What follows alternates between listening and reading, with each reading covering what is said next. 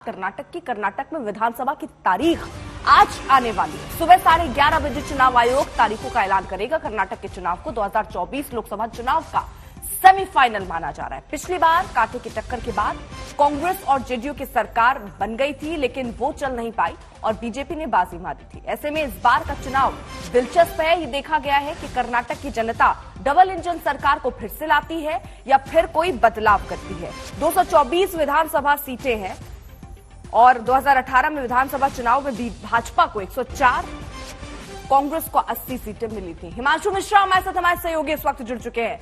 इंतजार 11:30 बजे का हिमांशु अब हो रहा है, क्योंकि तारीखों का होगा ऐलान आज।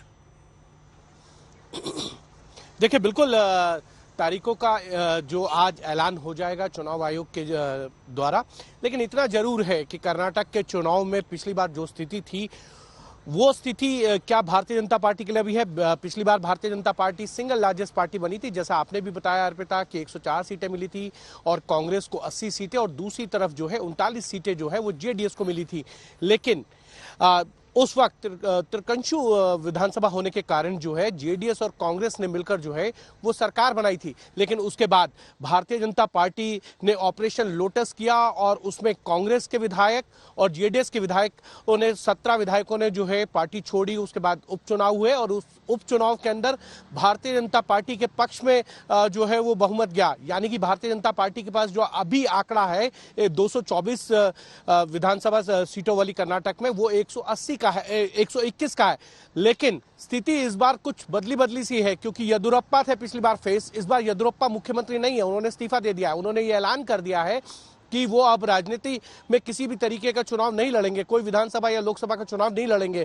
बोम्मई वहां पे मुख्यमंत्री हैं और जिस तरीके से भारतीय जनता पार्टी को लगता है कि लिंगायत वोट अगर मिलता है तो वो फायदेमंद होगा, और लिंगायत के जो सबसे बड़े नेता हैं वो येदियुरप्पा है। और येदियुरप्पा को अगर आप देखेंगे पिछले कुछ दिनों में, तो भारतीय जनता पार्टी के चाहे प्रधानमंत्री नरेंद्र मोदी हो, अमित शाह हो, जो भी नेता कर्नाटक गया है उनके साथ येदियुरप्पा नजर आए। भारतीय जनता पार्टी के शीर्ष नेतृत्व को जरूर लगता है कि येदियुरप्पा के बिना कर्नाटक जीतना मुश्किल होगा, या येदियुरप्पा को इसलिए साथ रखा जाता है, उनको सबसे बड़ा नेता बनाया जा रहा है, चेहरा बनाया जा रहा है प्रधानमंत्री नरेंद्र मोदी के बाद में। लेकिन दूसरी तरफ कर्नाटक के अंदर कांग्रेस जो है वो चाहती है कि किसी तरीके इस बार जो है वो बाजी उनके पक्ष में आ जाए।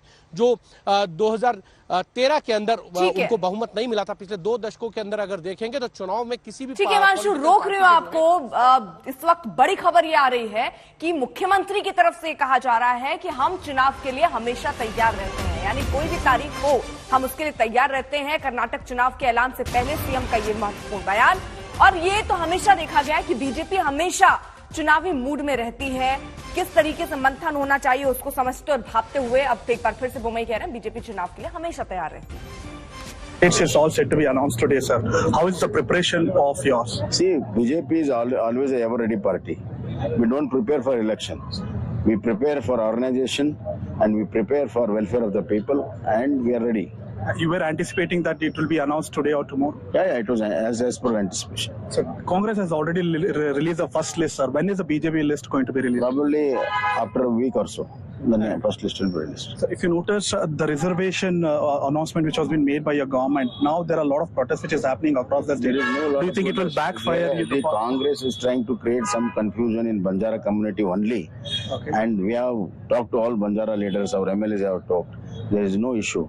Everything will be set right. All the national leaders will be coming for campaigning, sir? Yeah, all the national leaders, including Prime Minister Amit Shah ji, Nadda ji, everybody will be there. Thank you so much. Yogi Adityanath will also come. Yogi Adityanath. Okay.